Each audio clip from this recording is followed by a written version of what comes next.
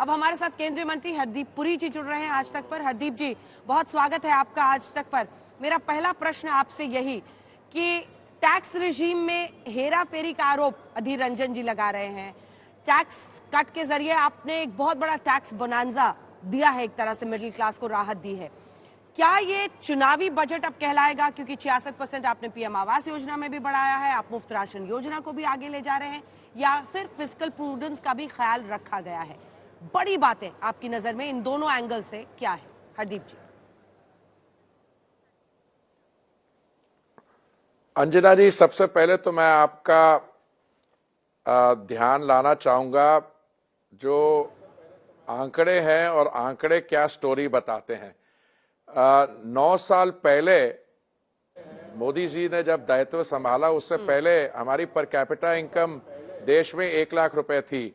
आज वो per capita income उस दुगनी होके 1,97,000 है। 9 साल पहले we were the 10th largest economy in the world. आज हम 5th लार्जेस्ट इकोनॉमी है।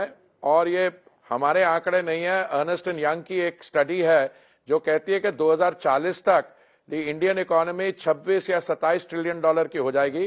तो हम 5वें स्थान से तीसरी स्थान, और उसके बाद probably we might even become the 2nd largest economy.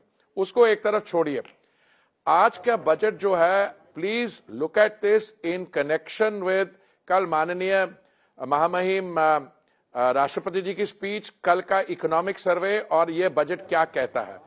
देखिए, 2 मॉडल्स होते हैं। एक मॉडल वो है जो इंडस्ट्रियलाइज्ड इकोनॉमीज ने महामारी के दौरान अडॉप्ट किया। उसमें क्या था, बड़े मैसिव स्टिमुलस पैकेजेस दिए। एक जो सबसे बड़ी अर्थव्यवस्था है दुनिया में, उन्होंने 20 ट्रिलियन डॉलर की स्टिमुलस पैकेज दिया। उससे क्या हुआ, the larger amount of money was chasing the same goods and services, और वहां इन्फ्लेशन बढ़ गई।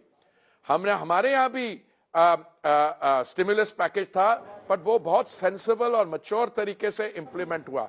आज स्थिति ये है कि हम 2 साल की कठिनाइयों के बाद we are back to pre covid levels of development, we are back to pre covid levels of economic activity. और आपका जो कैपिटल एक्सपेंडिचर को क्यों मैं इतना महत्व दे रहा हूं, क्योंकि कैपिटल एक्सपेंडिचर से इंफ्रास्ट्रक्चर बढ़ेगा।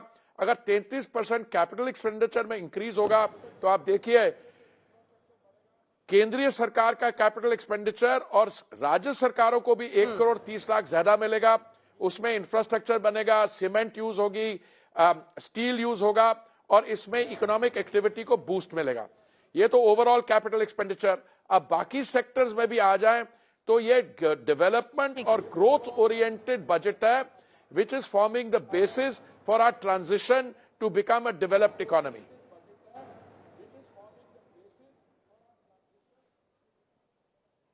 ठीक है सर।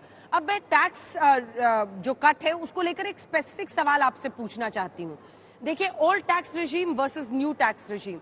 अब बाय डिफॉल्ट आप न्यू टैक्स रिजीम ही आपको आएगा, आप लेकिन ऑप्ट कर सकते हैं ओल्ड टैक्स रिजीम के लिए। अच्छा, ओल्ड टैक्स रिजीम में तमाम एग्जेम्पशंस एटीसी के तहत मिलते थे, तो कई एक्सपर्ट्स का ये कहना है कि सेविंग्स को ये सरकार एनकरेज नहीं कर रही है बल्कि डिस्करेज कर रही है। उनको नए रिजीम की तरफ पुश करिए जिसमें स्ट्रेट लाइन में आप जाइए, 7 लाख तक आपको कोई टैक्स नहीं है और उसमें एग्जेम्पशंस के प्रावधान नहीं है। एंटी सेविंग्स ये मैसेज जा रहा है जब आप नई स्कीम को, नई टैक्स स्कीम को प्रमोट करते हैं। क्या आप इससे इत्तेफाक रखते हैं, या फिर इस पर आपका क्या जवाब होगा, हरदीप जी? अंजना जी, इसकी बहुत एक सिंपल एक्सप्लेनेशन है। अगर आप कह रहे हैं कि हम किसी को कंपेल कर रहे हैं, आप उनको फोर्स कर रहे हैं नई टैक्स रिजीम की तरफ जाने, वो बिल्कुल गलत है। अगर तो हमने पुरानी टैक्स रिजीम बंद कर दी होती तब तो ये आरोप लग सकता था, पर अभी हम ये कह रहे हैं ये डिफॉल्ट है। अगर किसी को पुरानी टैक्स रिजीम में एग्जेम्पशंस का बेनिफिट है और वो एग्जेम्पशंस के इतने शौकीन है कि वो नई टैक्स रिजीम में नहीं आना चाहते हो तो ना आए। पर हमने क्या किया, हमने सिंप्लीफाई कर दिया। और मैं माननीय वित्त मंत्री जी को मैं बधाई देना चाहता हूं कि हम हर एक फ्रंट पे we are going through a simplification of slabs, through a rationalisation of this thing. और इसलिए अगर किसी को और कोई मुद्दा नहीं मिले तो बोले कि ये इसमें सेविंग का ये होगा, हम सेविंग इंकरेज नहीं करना चाहते। कौन कह रहा है हम नहीं करना चाहते? अब बाकी सारे इंस्ट्रूमेंट्स देख लीजिए। आई थिंक इसके लिए आपको मुझे अलग एक सेशन करना पड़ेगा where I can participate as a consumer, as a citizen, as a taxpayer. तो मैं लगता हूं कि ये बिल्कुल बेबुनियाद क्रिटिसिज्म है जिसको और कुछ नहीं मिल रहा। आप उनको कहिए, देखिए हम कहां हमने शुरुआत की थी, महामारी के दौरान क्या गड़बड़ हो सकती थी, हमने उसको नेविगेट किया। 2,20,00,000 वैक्सीन 220 करोड़ वैक्सीन डोजेस बनाए और मुफ्त डिस्ट्रीब्यूट करे। ये वही लोग हैं जो बात कर रहे हैं, मैं उनके राजनीतिक दल को डिग्निफाई नहीं करना चाहता, जो कह रहे थे कि आपको कोवैक्सीन को नहीं अनुमति देनी चाहिए थी, अभी क्लिनिकल ट्रायल्स हो रहे हैं। ये क्या चाह रहे थे कि महंगी वो फाइजर की वैक्सीन जो है उसको हम इंपोर्ट करें, उसके विवाद में लोग फंस गए हैं अभी। तो मैं समझता हूं इनकी क्रिटिसिज्म को आप अपनी शो पे, विच बहुत आपका प्रेस्टिजियस शो है, आप ये इनको मौका देने चाहते हैं कुछ बोलने का, वो तो ठीक है। They are entitled to their views and they are entitled to make statements which only reaffirm their irrelevance. पर मेरा ये कहना है कि ये budget is absolutely 10 out of 10 budget.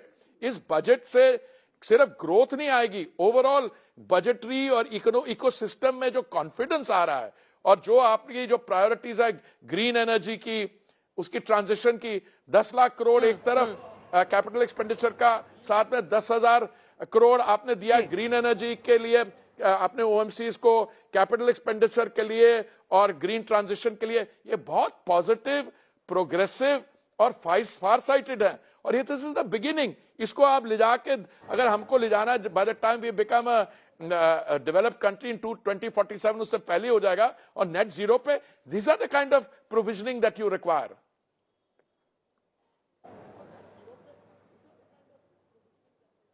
ठीक है, बहुत बहुत धन्यवाद आपका हरदीप पुरी जी, केंद्रीय मंत्री आज तक पर हमारे साथ जुड़ने के लिए। और बजट को आप 10 ऑफ 10 कह रहे हैं, लेकिन किस तरह से पैन आउट करता है सबकी नजर रहेगी। बहुत धन्यवाद आपका हरदीप पुरी साहब हमारे साथ आज तक पर जुड़ने के लिए। धन्यवाद सर आपका।